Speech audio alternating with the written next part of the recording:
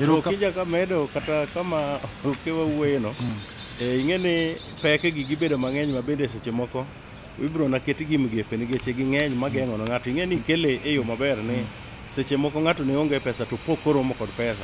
To gimokwongo neno en ni en koro dwa nowuog. To ing'eni sama pesa odonjo e lweti to mana kama okewa wacho ni dak e dala aming'a. In kata wuoyi ma katikati to jaduong' ma mowadu maduong' to pod ni dala kanyo. Ogeng'o ni ma pod ok inyal wuok. Emamiyo winjo ka seche mamoko kapon koro idwa ni wuog ni nyinwang'o pesi moro to koro nitie okenge ma nyaka luw mondo okonyi mondo iwuog iwe joma moko dala ka. Mano bende pod timore to ng'enyne to biro geng'i. To mar ariyo bende ka inwang'o ka chiegi midwa dhi gogo dala cha opek kata iyo dongo ok inyal wuok kode bidhi igo kode dala nikech kidhi go kode dala to mano seche moko puko nyaka i nyathino ni jaodino madhakono end up ni koro nyathi monyalo nwang'o dala no bende onge. Mar adek bende ibiro nwang'o ne inyalo nwang'o pesi moro to karanyo en pesa ma ing'eyo ni ka thuolo rumo ma ok agedo pesa ni to pesa ni biro kere lweta nyaka dhi aged mana kode sani to area kata puodho kata ndalo midwa dhi gede no inwang'o kopidhie cham moduma kata obed mana bel kata obed mana muogo. Joluo kwa nyaka jokristo mwachung'ne nowacho ni kidhi gedo to kik itemie beto cham niketo piny mondo iged. Dalano onge gimoro ma biro donge kata na cham ok nyal donge dalano. Dalano en dala man kod kisran kila wakati. Koro gin migepe mang'eny ma seche moko nyalo geng'o ng'ato e yor mar goyo dala. Erokamano Bishop kod Nyakwatao. Nkwara moga jwang'a geno nuwinjo kama Bishop gi Nyakwatao temo kelo. To nyaka wadog chien nikech gisemulo pek.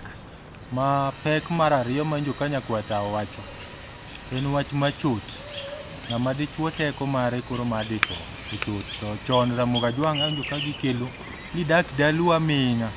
Iparo golo dala ka koriti mateko kaka diriwri kod dhaki pien tek. Kit Ramogi Ajwang' to wach ma pien ung'e ang'eya. Wano nyuolo wayudo kokete gi koro kwanya tamre.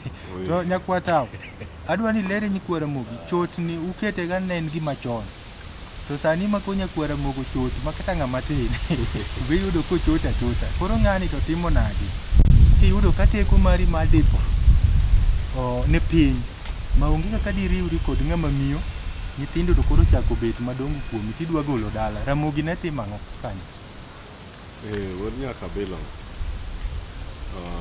wachno en wach manene ng'at ma koro wuok kamano. An akete e wach mar Ramogi kaka ne itime chon. Ne joma tindo ne gichodruok. Koro ng'at mane ne chote en ng'ama ne koro osebedo kata higni 50 kadhi mbele nikech ne onyalo chot nohinyore gimoro ohinye ogoye kata en gima tuo okelo. To nitiere kaka ne iketo mondo giwuoga wuoga to gidhi ne gigoyo dala to ng'at mana ni yawuotgi koro to dagi dala. Mano e kaka ne timore. Wuoyi maduong' koro ka wuon gi osego dala bolos maber koro en idwa ni mondo giged wuok odhi ogo dala ne to koro wetene odhi ochokre e dala mondo mi en ma koro los jowadgi kaka koro dongruok gi bed. Koro ng'ato wuok ga kaka owadgi to dhi go dala kama mondo mi jaduong' cha min dala gin koro gibed jok ma koro ochot kamano. Koro kargi kanyo ok nyal timie weche Ramogi nikech kanyo ok dhi gilos dala.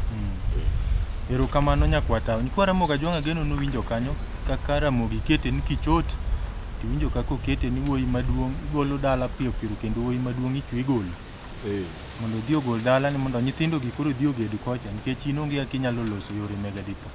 To bende ne ithoro kowo yawuoyi go kapok wuon gi ogo dala. Ikowo gi ka owete gi wuon gi mamoko. Koro wuon gi ni biro wuok awoka to goyo dala to nyithinde gi koro ok dhi dak kode nyocha osedhi kata ka wege gi ka bogin koro giwuok kuondego to gidhi gaga mier koro ok gin e dala. To wuod nyaka bilo ing'e ni pek mamono ng'ato go dala gi ng'eny to ok aneno ka pod imiwa thuolo mondo wawach. Wanyalo dhi adhiya kodgi mobi majuogo keloni. Gin okeloni. To Bishop sama pod Nyakwatao kogolo pek mamoko to nyikwa Ramogi mathoth tinde wawinjo ka giwacho ni Yesu oromo wadhi adhiya. kanyo bende inyalo temo tego kuonde ma nyakwata okelo wach ma Yesu. Nyakwata okelo gi maber. Ing'e ni chik mar Ramogi Ajwang' kanowuok chon ne gikelo chike. Ramogi Ajwang' nokelo chike matek rito kabisa, kendo nene bende giwacho ni gin chike ma kokirito gichala kaka gomuma kod chik 10 manie muma ma kokiluwogi to polo mar Nyasaye ok ni donjie.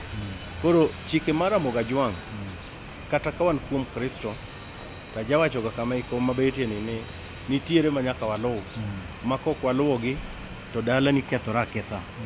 Nikech ing'eni ka okibedo dichuo motegno makamili, to wasewachoga weche mag tekre mag joma chuo to kod wuok e dala matin tieko ni rumo. Wasewache kama ng'eny kabisa. Onge kaka inyalo dhi go dala Okinja, nikech ka in dichuo tin gi yowoti tiwuok bi dhi go dala to teko ni onge. Nana dhi atema ka dala no lokore ka tikawo yowoti tigedo nigi kata wodi maduong' oke makwongo gedo to wodi maduong' ni kod jaode, to wach ni kata wodi maduong' no be onge jaode. En wuoyi moseng'e nyako manyalo dhi dala machielo bukele nyako.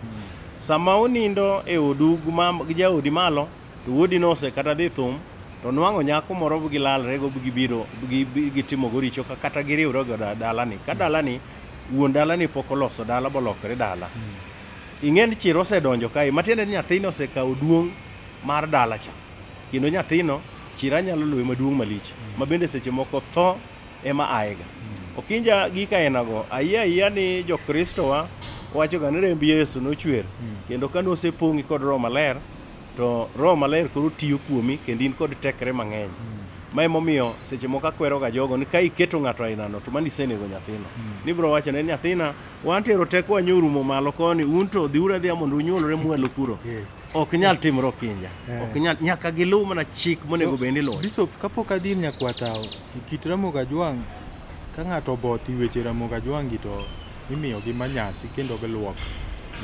To joma owar gi en ok onyal dhi manyasi, kubiri lamo inyalo tieko chira. Nyocha ne wawacho weche gi motegno kabisa Okinja. Na wacho na kelo example kama ber kabisa. Ma na nyocha ndaromo gosiepena moko bege wacho ne giluonga no bwana ta na askofu. No bwana in gima wacho kacha onge. To ne akwero gima wacho ni kama no kinyal tere bank to mano shauri yako. Okinja example en ya. Dhako ubiro mu ka use disagree bu da mu dhako kecho to dhako olonya fwetene ija Kristo kenin bishop kaka an ma adwa wacho kod bishop kod oganda wa ma wacho ni Yesu romo no. Dhako ni kosechwadi kod suruare ni to koro idhi ka jalamo moro to jalamo wacho ni bia mondo walam Nyasaye giwacho ni loko dhoch moro mini winjo ne wawuoye ndalo moko cha. Kae tiwacho ni Yesu kata kok watiyo gi musomago iwacho nai mai koro Yesu koro romo kae wan waleme nying Yesu Nyasaye mondo gol mano ne Okinja wacho ni niya idhi iki idhi tho. Suruare cha kok unyalo yudo kata fwete kata nanga matin mar miyo cha kok nyalo yude malos kode momiwinjo kaka seche moko waori kamina lego kata waoro okaluor mar wacho mano nikech kok otim mano nikech mano ne en chik mar Ramogi Ajwang'. Onge Yesu romo kanywero nyaka lumna chik mar Ramogi Ajwang' cha. Koro koselos gigo madhe manyasi miwinjo wacho no koro ako biro walamo Nyasaye mondo Nyasaye okel kwe e dier ono chandruok mar kuong mar Satan makelo lweny no mondo koro kik chak duog. Mane kaka itimo gigo to ka oket ni Yesu romo oseketho mier mang'eny to joma ng'eny nyaka jolembo mwango mag jokristo nie lowo kae nikech ne giketo Yesu kanoromo e dala kacha ma dala no nokethore. Koro Bishop itemo nyiso nyikwa Ramogi ni ka ng'ato timo richo to dhi manyasi. Okinja adwa ni waket gige e migepe. Adwa ni waket gige e migepe.